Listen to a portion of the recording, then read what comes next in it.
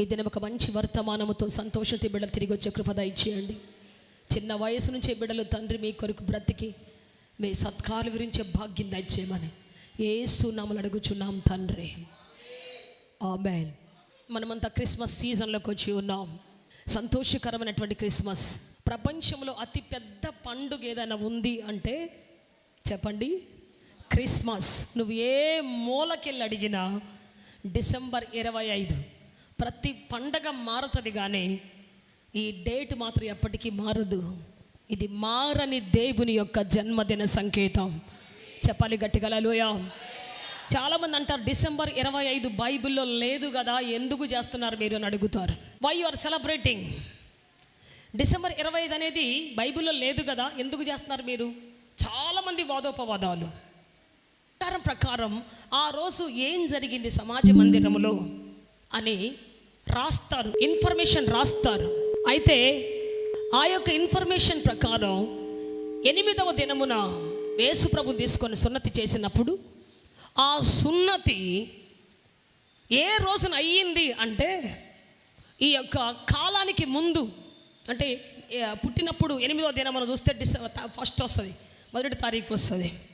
ఆ 1వ తారీఖు తీసుకొని సున్నతి చేశారు ఆయనకి. కాబట్టి ఆ దినం నుంచి 8వ దినం మనం వెనక్కి వస్తే కరెక్ట్గా డిసెంబర్ 25 వస్తుంది. Praise the lord.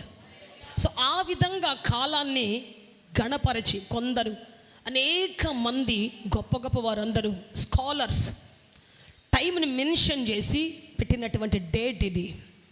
కాబట్టి ఎవరు వాదించినా, ఎవరెవరో చెప్తుంటారు క్రిస్మస్ లేదు, యేసు ప్రభు ఆ టైంలో పుట్టలేదు, చాలామంది చెప్తూ ఉంటారు. కానీ ఇదంతా దేవుని ఆ కాలమానం ప్రకారం మనుషులు ఆ రోజులో సున్నతి చేసినప్పుడు వాళ్ళు రాసిన కాలమానం ప్రకారం నిర్ణయించబడింది.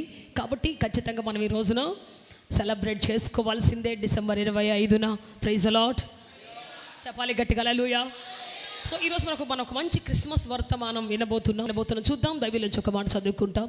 మత్తయి శుభవార్త 2వ అధ్యాయం 1-2 వచనాలు చదవండి. Book of Matthews chapter 2 and verse 1-2. యూదుల రాజుగా పుట్టినవాడెక్కడ ఉన్నాడు? తూర్పు దిక్కున మేము ఆయన నక్షత్రమును చూచి ఆయనను పూజింపవచ్చితిమని చెప్పిర్రి. Praise the Lord. హల్లెలూయా, హల్లెలూయా.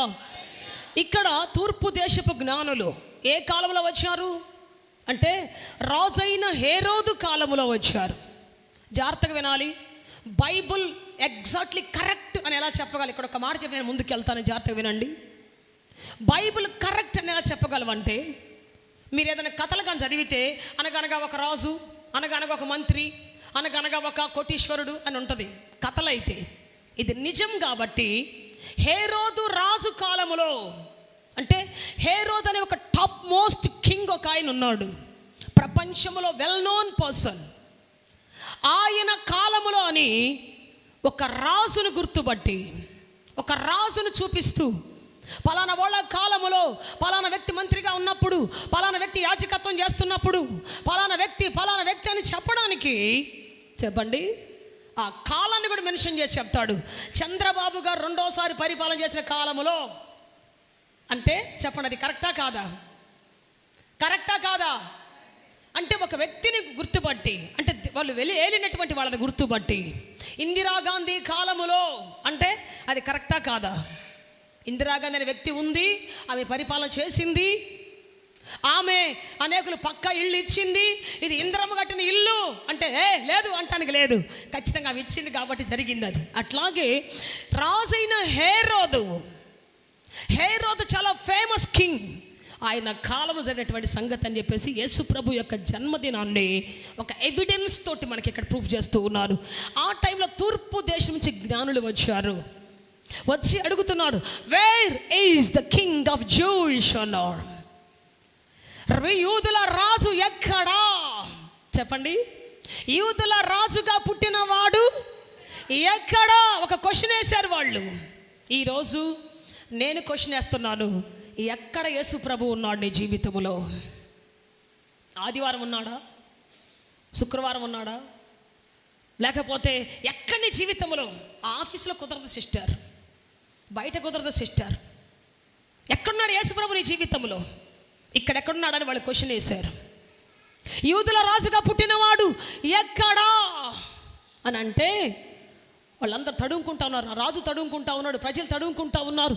ఎక్కడ ఎక్కడ ఎక్కడ అందరూ చూస్తూ ఉన్నారు. ఎవరికి తెలియట్లా ఎక్కడ పుట్టాడు. యూదుల రాజుగా పుట్టినవాడు ఎక్కడని ఎత్తుక్కుంటా ఉన్నారు వాళ్ళు. సో ప్రియ దేవుని బిడ్డ, చివరికి ఎక్కడ తేలిందంటే యూదుల రాజుగా పుట్టినవాడు ఎక్కడ పుట్టాడు, యేసుప్రభు ఎక్కడ పుట్టాడు? పశువుల పాకలో చూస్తున్నాం మనం. చెప్పండి గట్టిగా హల్లెలూయా, హల్లెలూయా. సో పశువుల పాకలో దూత కూడా అడ్రస్ చెప్పింది. ఏమని చెప్పింది? గొల్లలకు అడ్రస్ ఏం చెప్పింది చెప్పండి? భయపడకుడి, దావీదు పట్టణమందు నేడు రక్షకుడు పుట్టి ఉన్నాడు, ఈయన ప్రభువైన క్రీస్తు. దానికిదేమి కానవాలు, ఒక శిశువు పొత్తి గుడ్డలతో చుట్టబడి తొట్టిలో పరుండబెట్టబడి ఉన్నాడు. ఏ తొట్లో? పశువుల తొట్టిలో పరుండబెట్టబడ్డాడు. ఇదే ఆనవాలు అని కూడా చెప్పింది. కాబట్టి యేసుప్రభు ఎక్కడ పుట్టాడు? ఎక్కడ పుట్టాడు? పశువుల శాలలో పుట్టాడు. Praise the Lord. ఈరోజు అడుగుతున్నాను, ఎందుకు పశువుల శాలలోనే పుట్టాలి? సత్రంలో ఎందుకు పుట్టకూడదు? యేసుప్రభు అనుకుంటే సత్రంలో పుట్టకూడదా? యేసుప్రభు అనుకుంటే రాజగృహంలో పుట్టకూడదా? యేసుప్రభు అనుకుంటే ఒక మంత్రి ఇంట్లో పుట్టకూడదా? యేసుప్రభు అనుకుంటే ఒక ఐశ్వర్యవంతుడి ఇంట్లో పుట్టకూడదా? ఎందుకు పుట్టాడు అక్కడ పశువుల శాలలో? నేను నిన్నంతా ఆలోచిస్తూ ఉన్నాను, ఎందుకు అక్కడ పుట్టాడు యేసుప్రభు? ఎందుకు అక్కడ పుట్టాడు? పశువుకు కొన్ని లక్షణాలు ఉన్నాయి. పశువుశాలలో పుట్టడానికి కారణం ఏంటి? దేవునికి ఆ పశువులకు చాలా దగ్గర సంబంధం ఉంటుంది. ముఖ్యంగా ఒక ఎద్దును తీసుకుందాం. ఎట్లాంటి సారూప్యత ఉంటుంది వాటి మధ్యలో అంటే మీకు బాగా తెలుసు. ఎద్దు తన మెడ మీద కాడి వేయటానికి వచ్చినప్పుడు ఎద్దు ఏం చేస్తా తెలుసా? కిందికి వంగి కాళ్ళు మోకరించి తల వంచి ఆ మెడ మీద కాడిని వేసుకుంటుంది. ఆమేన్.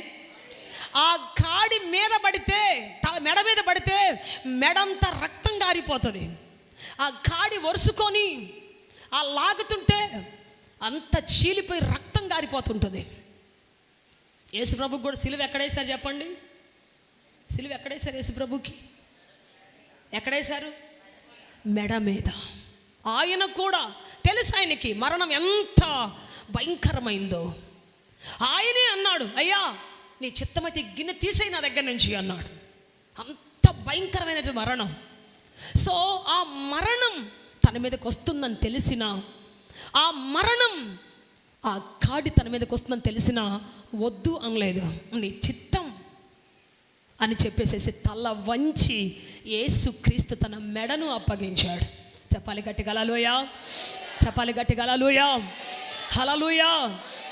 ఎద్దు అలా తల వంచి తన యజమానుడి ఎదుట మోకరించి తల వంచి వెళ్తుంది. ఎక్కడికంటే పొలం దున్నటానికి వెళ్తుంది, బీడు భూములు దున్నటానికి, రాళ్ల కుప్పలు దున్నటానికి, ఎక్కడో అడుగున పడిపోయినటువంటి ఆ సేంద్రియ పదార్థాన్ని బయటికి తీసుకురావడానికి, పైన ఉన్నటువంటి మట్టి పిల్లల్ని చెల్లాచెదురు చేసి ఒక విత్తనాన్ని ఫలింపజేసే సారవంతమైన భూమిని పైకి తేవడానికి ఎద్దు తల వంచి చెప్పండి పొలంలోనికి పరిగెత్తుకుంటూ వెళ్తుంది. తొలకరి వాన పడుతున్నప్పుడు దానికి అర్థమైపోద్ది, ఇక నా మెడ మీద కాడి రాబోతుందని. సిద్ధపడుతుంది ఎద్దు, తిరస్కరించదు, యజమానిని పొడవదు, యజమానిని ఎదిరించదు. ఏం చేస్తుందంటే ఆ మెడ మీద కాడి వేసుకొని ముందుకు వెళ్ళి ఆ పొలాల్లో పనిచేసి సాయంత్రానికి వస్తుంది. ప్రైజ్ ది లార్డ్, హల్లెలూయా. ఎక్కడికి వస్తుంది? నేరుగా యజమాని ఇంటికి వస్తుంది. పక్కింటికి పోదు, యజమాని ఇంటికి వస్తుంది. ప్రైజ్ ది లార్డ్, హల్లెలూయా, హల్లెలూయా.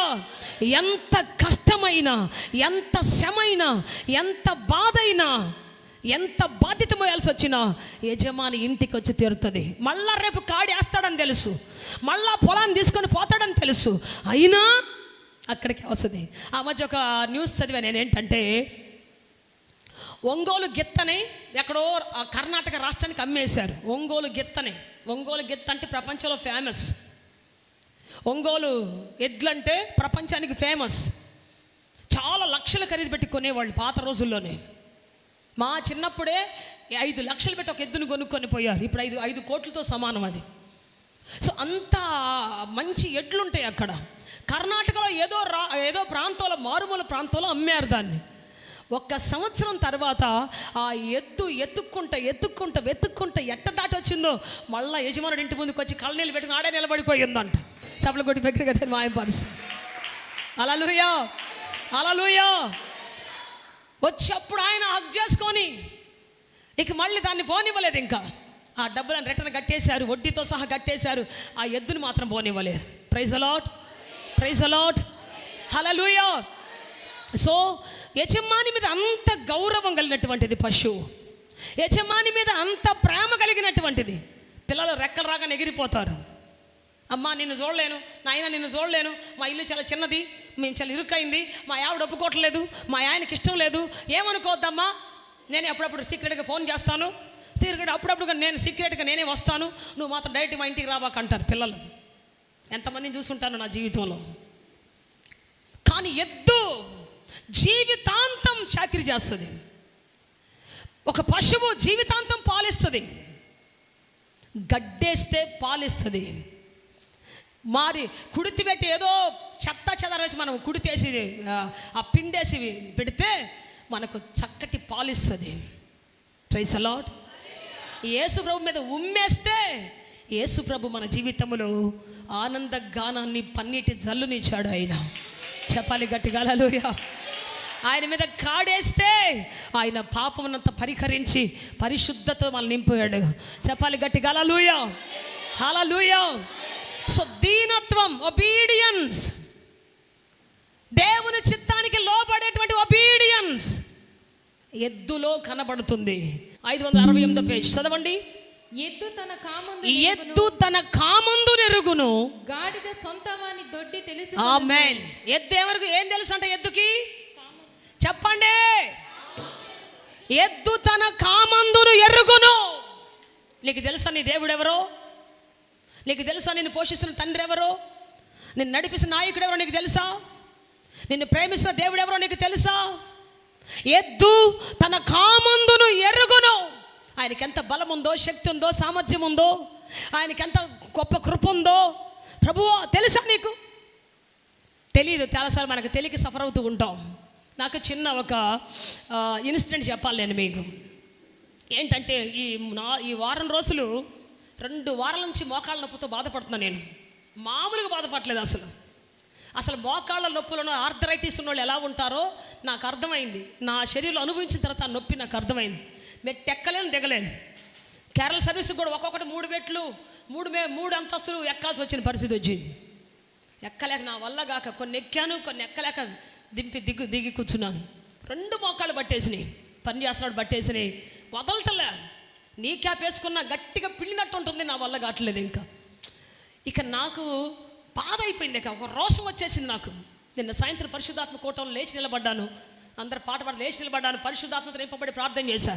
ప్రభువా, నా నొప్పులు నువ్వు సిలువలో భరించావు, నా వ్యాధులు భరించావు, నా వ్యాధులను మోసుకున్నావు, నా దుఃఖాలు మోసుకున్నావు, నాకున్న బలకింతలు మోసుకున్నావు. నేను ఎందుకు మోయాలి? Why I have to bear? Already you bore that pains in my life. నా బ్రతుకులో ప్రతి నొప్పిని మోసుకున్నావు. నేను ఎందుకు మోయాలి తండ్రి? మోయను, తీసేయి, నాకు అవసరం లేదు ఈ నొప్పులు. కాళ్ళు జాడిస్తా గట్టిగా నేలకేసి కొట్టి ప్రార్థన చేశాను అంతే. ఇంత గొప్ప దేవుడు ఉండగా నాకెందుకు ఈ నొప్పి? వద్దు నాకు, ప్లీజ్ రిమూవ్ ఇట్ లార్డ్ అని తీసి చెప్పాను. ఆ తర్వాత చూడండి మీరు, నా కాళ్ళు ఎంతో చక్కగా తేలిగ్గా మార్చబడిపోయాయి. చెప్పాలి గట్టిగా హల్లెలూయా, హల్లెలూయా, హల్లెలూయా, హల్లెలూయా.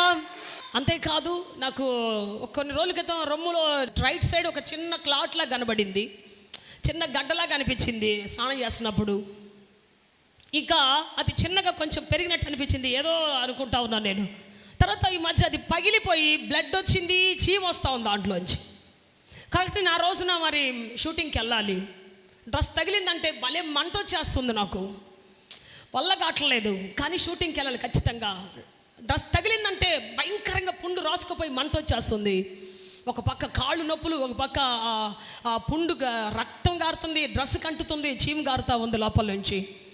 అనుకున్నాను, నీకు ఏదో నాకు సంథింగ్ ఏదో అయిపోయినట్టుంది దేవుడా అని చెప్పేసి అనుకొని 2 రోజులు ఏదో ఆయింట్మెంట్ పూసా, ట్యాబ్లెట్ వేసా, వల్ల కావట్లేదు.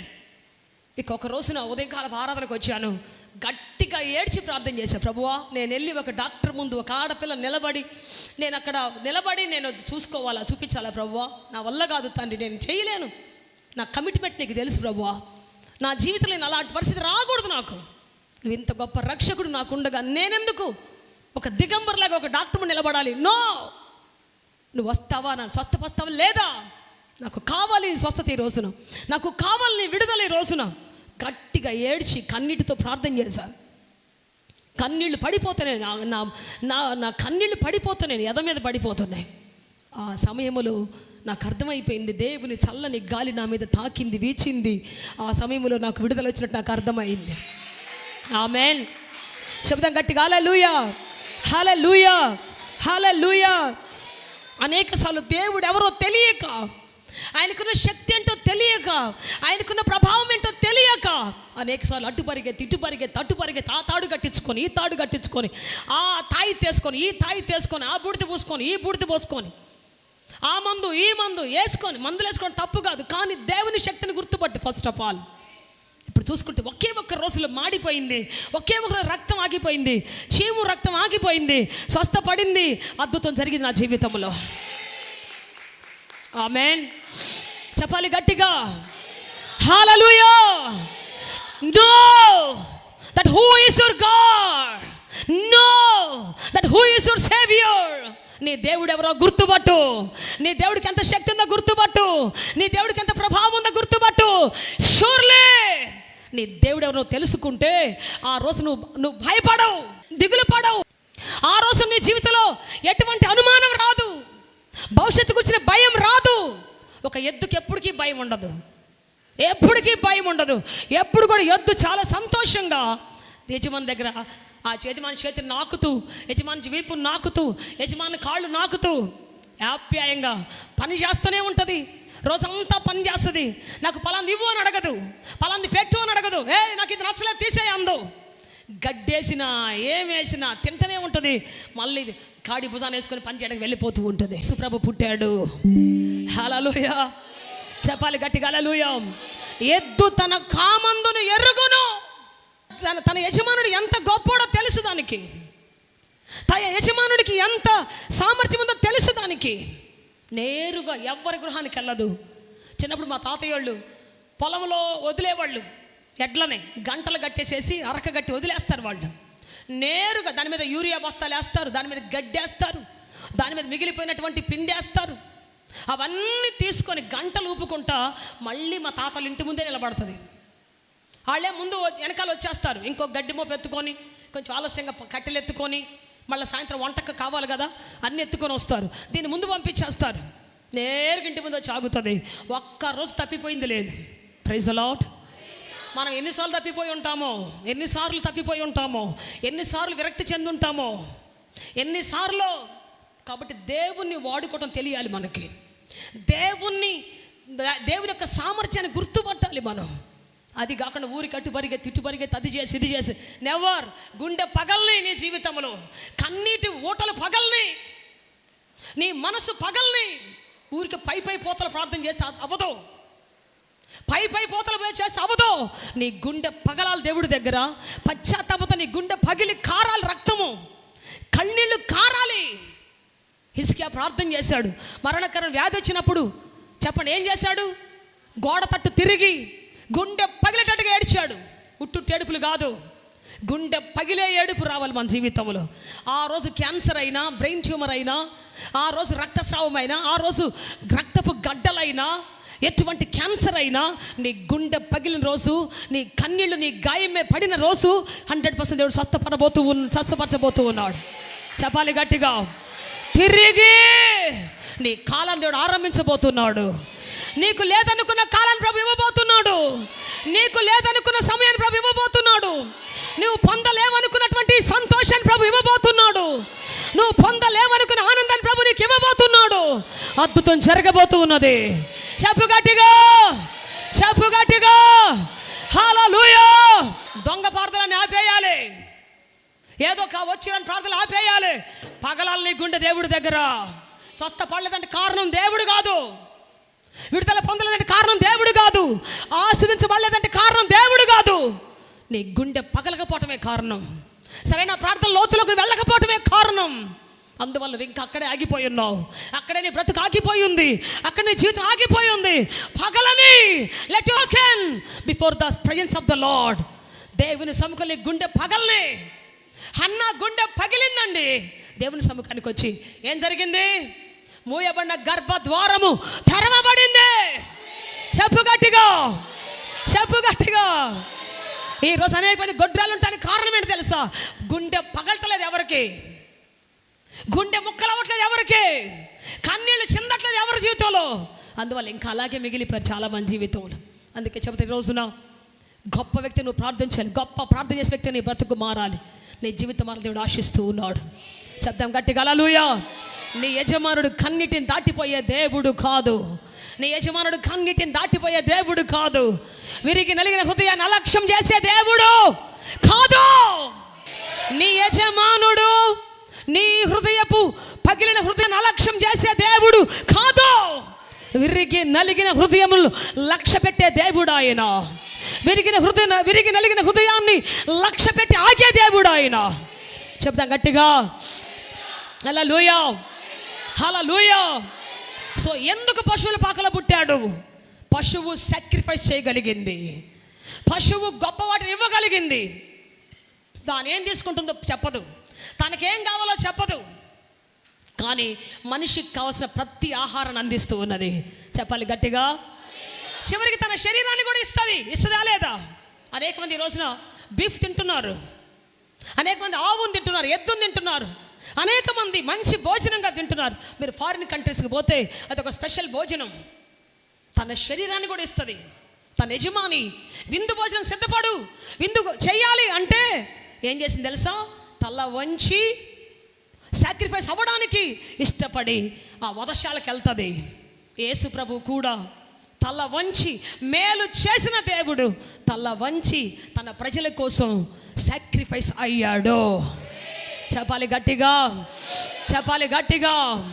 తన శరీరం వీపు సాళ్ల వలె దున్నబడుతున్నా, కొట్టబడుతున్నా ఎవరిని ఏమనలేదు. పలానోళ్ళ వల్ల నాకు ఇట్లా అయింది, ఎవరితో గొడవ పెట్టలేదు, ఎవరితో జగడం వేయలేదు. నీ వల్ల ఇట్లా అయిపోయాను నేను, నీ వల్ల అలా అయిపోయాను నేను, నీ వల్ల నా జీవితం ఎలా అయిపోయిందని చెప్పలేదు.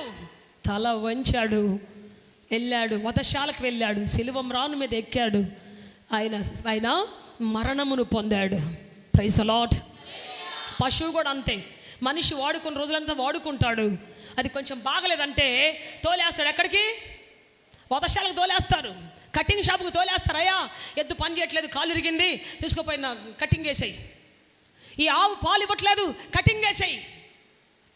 చివరికి తీసుకొని ఆ బండి ఎక్కిస్తుంటే కూడా యజమాని చూస్తుంటుంది అంట. అది కళ్ళలో నీళ్ళు పెట్టుకుని, అయ్యా నన్ను వదిలేసి వెళ్ళిపోతున్నావా అన్నాడు.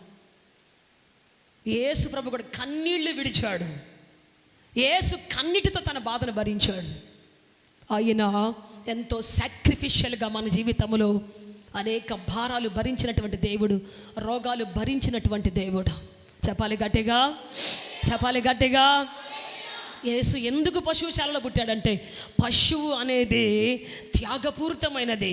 తనకేం కావాలో యేసు ఎప్పుడు ఎవరిని అడగలేదు. తనకేమి ఇష్టమో ఎప్పుడు ఎవరిని అడగలేదు. నాకు పలానా కూర అంటే ఇష్టం, పలానా ఇల్లు అంటే ఇష్టం, పలానా ప్రాంతం అంటే ఇష్టం, పలానా వ్యక్తి అంటే ఇష్టం, పలానా వాళ్ళు అంటే నాకు ఇష్టం, పలానంటే ఇష్టం చెప్పలేదు ఎప్పుడు కూడా. పలానా జాతి అంటే నాకు ఇష్టం. ఆయన జాతి ఆయన ఎప్పుడు కూడా పలానా ఇష్టం అని చెప్పలే. తనకేం కావాలో చెప్పలేదు. పేతురు నాకు చేపల కూర తీసుకురా, మటన్ తీసుకురా అనలేదు. కానీ ప్రజలకు అసలు ప్రతిదీ దేవుడు ఇచ్చాడు. హల్లెలూయా, హల్లెలూయా. ఎద్దు కూడా ఎప్పుడు ఏది అడగదు యజమానిని. నీళ్లు పోస్తే నీళ్ళే తాగుతుంది, మరి కుడితి పెడితే కుడితే తాగుతుంది, గడ్డేస్తే గడ్డే తింటుంది. ఎందుకు వేసావు ఇది అడగదు. నిన్నటి వాడిపోయిన గడ్డి ఎందుకు వేసావు, నిన్నటి ఎందుకు వేసావు అని అడగదు. ఏది వేస్తే తీసుకు తినుకుంటూ పోతుంటుంది. చెప్పాలి గట్టిగా. కానీ వెట్టి చాకిరి చేస్తుంది, వెట్టి చాకిరి చేస్తుంది. చూడండి మీరు ఒకసారి కావాలంటే. మంచేమీ లేక ఏ అర్హతకు నోచుకోక దూరమేగిన నన్ను కోరుకున్న యేసయ్య, నీ ప్రేమ శాశ్వతమైనది.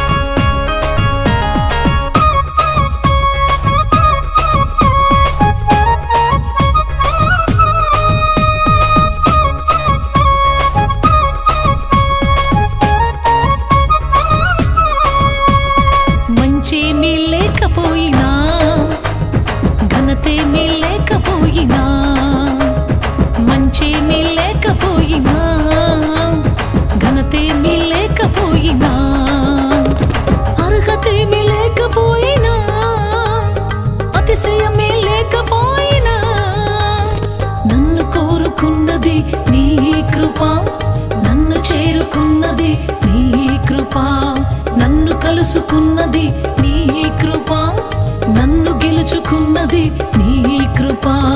యేసయ్యా ఇది నీ కృప, యేసయ్యా ఇది నీ కృప, యేసయ్యా ఇది నీ కృప, యేసయ్యా ఇది నీ కృప.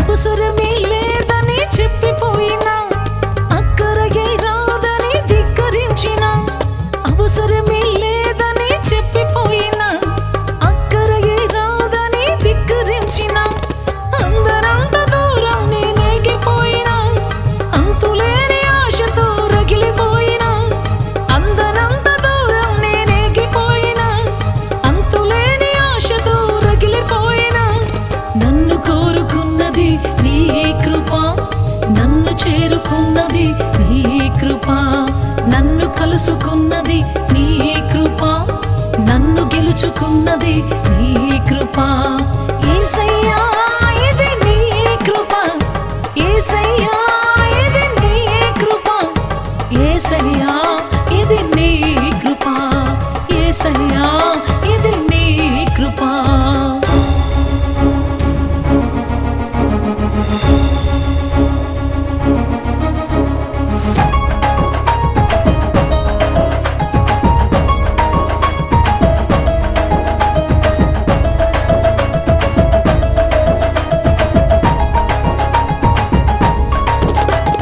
నా బలమే చాలని ధైర్యం ఉందినా, నా బలగమే ఎక్కువని పొంగిపోయినా, నా బలమే చాలని ధైర్యం ఉందినా, నా బలగమే ఎక్కువని పొంగిపోయినా, అందరాని కొమ్మల్లో గూడు కట్టినా, ఎండమావి కొంగుల్లో తొంగి చూసినా, అందరాని కొమ్మల్లో గూడు కట్టినా, ఎండమావి కొంగుల్లో తొంగి చూసినా, నన్ను కోరుకున్నది నీ కృప, నన్ను చేరుకున్నది నీ కృప, నన్ను కలుసుకున్నది నీ కృప, నన్ను గెలుచుకున్నది నీ కృప.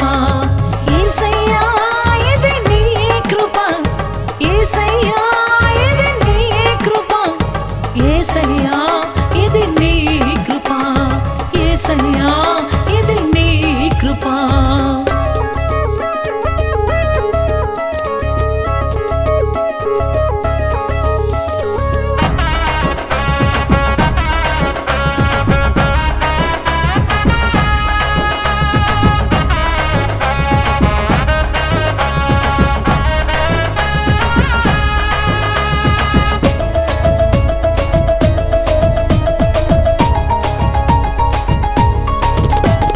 నా సాటి ఎవ్వరని గర్వముందినా, నా పోటీ లేరని విర్రవీగినా, నా సాటి ఎవ్వరని గర్వముందినా, నా పోటీ లేరని విర్రవీగినా, హద్దులన్నీ దాటి నేనెక్కిపోయినా, పొద్దుపోని శిఖరముపై.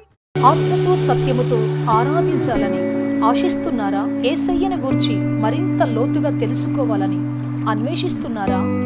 శ్రమల, వేదనల, గొడ్రాలితనమా, నిరుద్యోగమా, ఓటమియా, సమస్య ఏదైనా జవాబు మాత్రం యేసులోనే. మీ సమస్యల కొరకు ప్రార్థించుటకు మా ప్రేయర్ ద్వారములు ఎల్లవేళలా తెరవబడే ఉంటాయి. వివరములకు మా చిరునామా హోలీ ప్యారడైజ్, KH వాడ, నవాబ్పేట, నెల్లూరు, ఆంధ్రప్రదేశ్, ఇండియా. మా ఫోన్ నంబర్లు 9247807631 మరియు రండి